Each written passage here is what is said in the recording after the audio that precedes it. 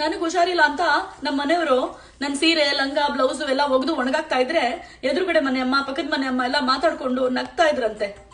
ನಂಗೆ ತುಂಬಾ ಬೇಜಾರಾಯ್ತಮ್ಮವ್ರೆ. ನಾಯಿ ಬಗಳಿದ್ರೆ ನಾಗಲೋಕ ಹಾಳಾಯ್ತಾ?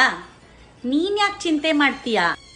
ಇಂಥವ್ರ ಮಾತನ್ನ ಕೇಳೋದು ವ್ಯರ್ಥ, ನಿಷ್ಪ್ರಯೋಜಕ. ನಮಗ್ ಮದ್ವೆ ಆದ ಹೊಸದ್ರಲ್ಲಿ ಒಂದಿನ ಎಲ್ರೂ ಊಟ ಮಾಡಾಯ್ತು, 2 ಗಂಟೆ ಆದ್ರೂ ನೀನ್ ಮಾತ್ರ ಯಾಕೆ ತಿಂದಿಲ್ಲ ಅಂತ ನಾನು ಇವಳನ್ನ ಕೇಳಿದ್ದು ನಮ್ಮಮ್ಮನ್ಗೆ ಇಷ್ಟ ಆಗ್ಲಿಲ್ಲ. ಕೋಪ ಮಾಡ್ಕೊಂಡ್ಬಿಟ್ರು.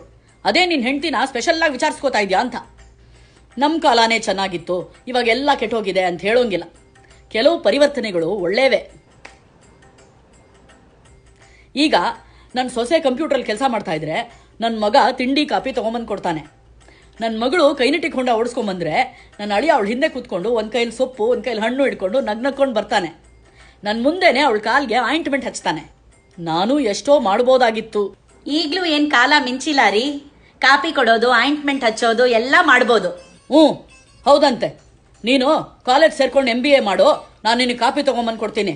ನೀನು ಕೈನಟಿಗೆ ಹೊಂಡ ಓಡಿಸೋದು ಕಲಿ, ನಾನು ಹಿಂದೆ ಕೂತ್ಕೊಂಡು ಬರ್ತೀನಿ.